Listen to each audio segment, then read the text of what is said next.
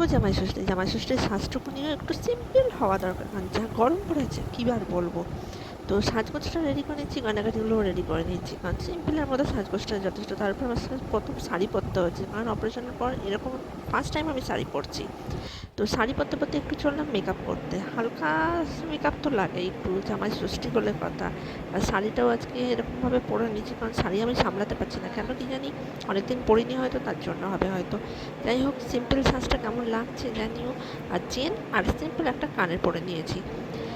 আর মানে সাজগোজ করতে আমার সত্যি খুব ভালো লাগে, কিন্তু এখন কি জানি কতদিন হয়ে গেল সাজগোজের মানে ধারে কাছেই যেতে পারিনি আমি।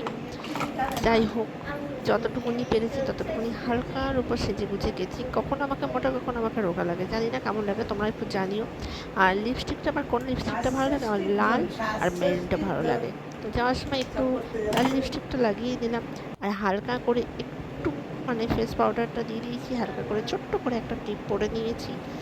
আর জিনিসপত্র তো আমি আগের থেকে গুছিয়ে নিয়েছি। তো শাড়ি পরতে তো সবাই ভালোবাসে, কারণ শাড়িটাই নারী, এটা তো আমরা জানি।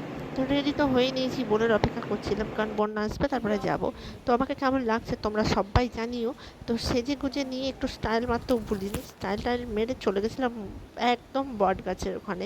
পুজো টুজো দিয়ে এলাম, সব জামাইদেরকে অসংখ্য শুভেচ্ছা ভালোবাসা, আমাদের বাড়ির দুটো জামাইকে অসংখ্য শুভেচ্ছা ভালোবাসা। দুই জামাই বাইরে আছে বলে দুই জামাই গিফট হিসেবে পাঠিয়ে দেওয়া হয়েছে। পরের বছর যদি তারা একসাথে থাকে, জমিয়ে খাওয়া দাওয়া হবে। ভিডিওটা কেমন লাগলো, ভালো লাগলো লাইক কমেন্ট শেয়ার করে দিও। টাটা, বাই বাই, লাভ ইউ।